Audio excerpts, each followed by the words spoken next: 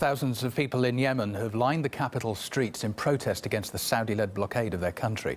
Last week, Riyadh introduced a full blockade on Yemen, closing all access by air and sea. The Saudi-led coalition entered the civil war in 2015, supporting the ousted government against Houthi rebels. Its blockades have left millions starving and has led to what's been called the deadliest outbreak of cholera in recent history. However, after pressure from the United Nations and human rights groups, the Saudis claimed on Monday that it would roll back the blockade to a partial one again.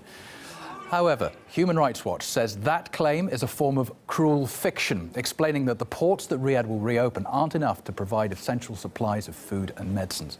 Saudi Arabia says it will continue with its partial blockade until it's convinced there's no flow of weapons from Iran going to the Houthi rebels.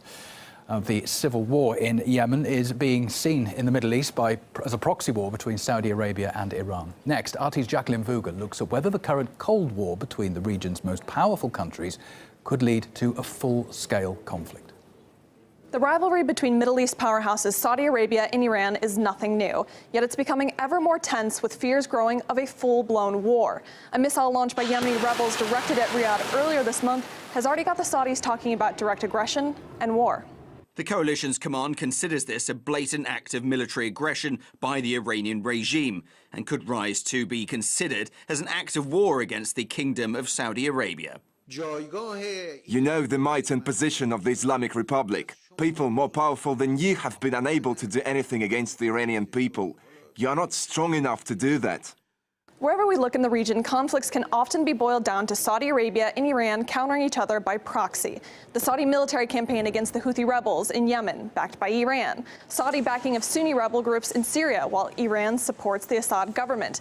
Both of those conflicts aren't exactly panning out well for Saudi Arabia. So how would they fare in a direct conflict with Iran? Let's break it down. Looking at a global military strength rating, the two countries aren't far apart on the list, with Iran at 21st and Saudi Arabia taking the 24th position. And while Riyadh's aviation outstrips Tehran's, Iran wins out when it comes to tanks and naval assets by a long run. It's probably no surprise that the Saudi kingdom has a massive defense budget coming in at over $56 billion, dwarfing the Islamic Republic's $6 billion and change. But when it comes to manpower, Iran has significantly more citizens fit for service in the event of war. You have a very rash ruler in Saudi Arabia. I'm talking about the Crown Prince Mohammed bin Salman. You know, he's just about ready to do any dangerous acts. If you look at what happened with the Lebanese Prime Minister, Saad al-Hariri was basically forced to resign. That gives you just an indicator of how far Mohammed bin Salman is willing to go. But I personally would be very, very surprised if Saudi Arabia launched a war on Iran.